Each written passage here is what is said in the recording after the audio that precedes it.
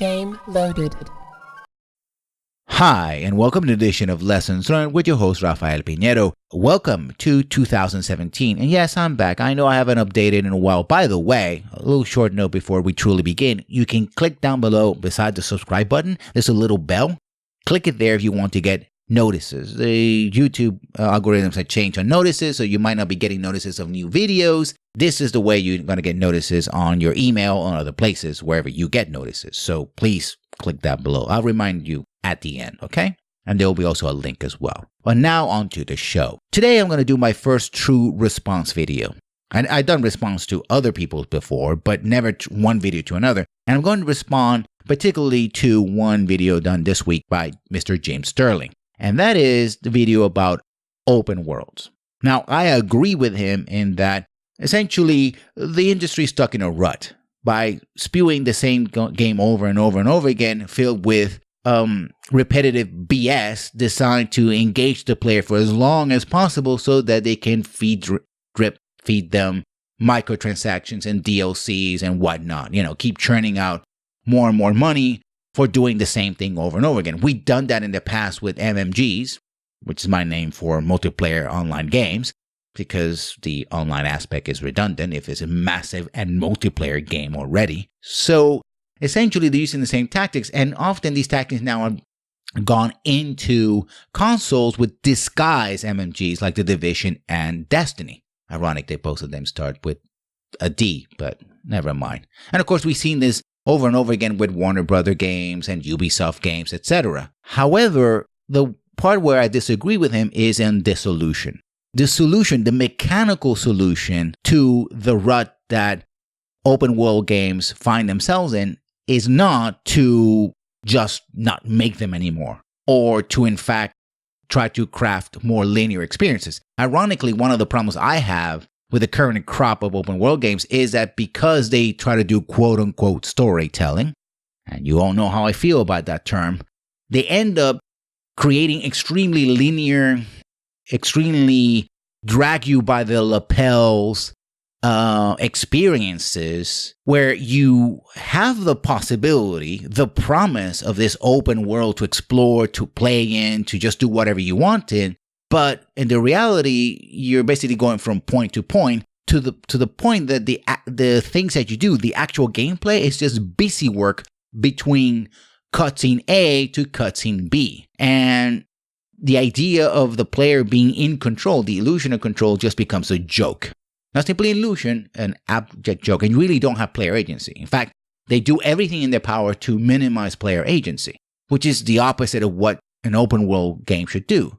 But there's more to it than that. After all, if that was it, then this video would be over. The problem mechanically is in the term open world. You see, the term open world only refers to one thing. Well, two things, but essentially refers to the map. That's it. That's what the open world is, the map. Either a large, contiguous map that you can just walk or traverse from point A to point B, besides, some terrain or some enemies or what have you that prevents you from doing that, a la Minecraft, or a large overworld with essentially gated areas that you have to unlock. Games like Mass Effect, for example, work that way, where you have the galaxy map, and once you do certain missions, you can basically freely move back and forth through the map.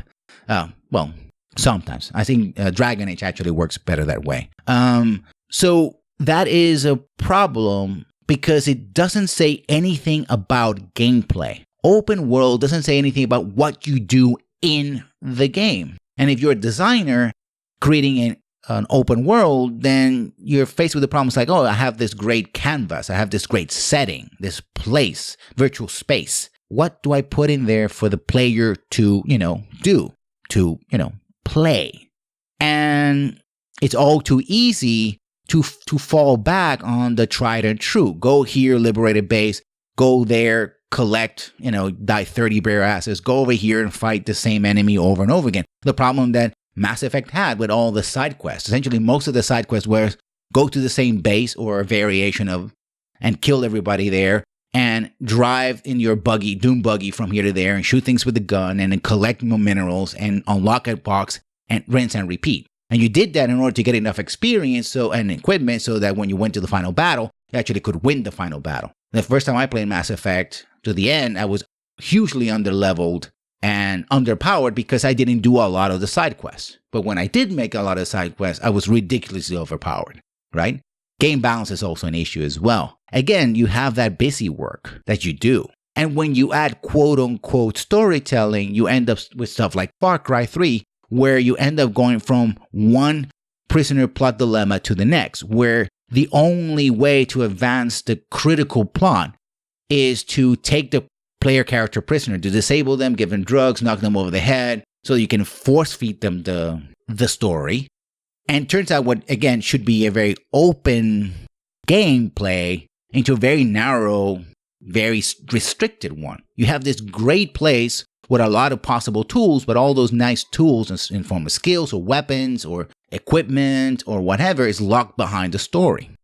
That should never be the solution to the mechanical problems of the game. In fact, restricting and minimizing player agency should never be the way you solve this. I think the way you solve this, going back to the idea of the sandbox. The sandbox is, in fact, suggestive of gameplay. Sandbox has problems. And I think there's some of them are alluded in Mr. Sterling, I apologize, video, when he says that you simply just can't dump a lot of players in an open area and go like, oh, do whatever, right? Because they're going to get lost. You can use narrative elements to provide guidance. And I talked about this a lot in my Fallout 3 video about the sandbox, right? But ultimately, a good sandbox is one where player inventiveness and player freedom is encouraged. You have a great setting with places to go and things to do and interact with, and then you give them a lot of tools so they can make up their own play, right? So you can keep playing for hours on end because you find your own fun. You engage with the game on your own terms. Also, I think he points out something that I do agree with, is that the framework, the narrative framework, especially by plot, of having, for example, the end of the world, the immediate end of the world, and that's a problem with most RPGs, whether they're linear or not, as a sort of the great motivator when you can say, oh yeah, you know, the world is going to end up in 24 hours. But in game time, you actually can spend 40 hours just faffing about constructing a base or something, or finding, 100 collectibles of whatever, right? 100 bottles or something, right? But that's a weakness in writing. That's a weakness in framing the action that can be easily solved. You can have other goals. You can do other things. You can also use plot to structure gameplay and teach effective gameplay without overdoing it like it was done in San Andreas, and that's GTA, and Liberty City, or just GTA 4, where essentially you went from one cutscene to the next, and then between cutscenes you were forced to, in order to keep progressing in the game, had to go into these god-awful tutorials, in-game, mid-game tutorials, just so you could do a little thing better, right? That's, again, not the solution. Because ultimately, the one law in big bronze plates, gold-plated law of video games is this. Gameplay is the thing. Because gameplay is what you do in a video game. Therefore, and this is my conclusion and my ultimate response to Mr. Sterling and everyone else, is you cannot solve, at least mechanically, the problems of any game by taking the game out of the video game. As always, if you like this or any video on my channel, please click on the little bell below and subscribe, and I'll see you when I see you. Good night.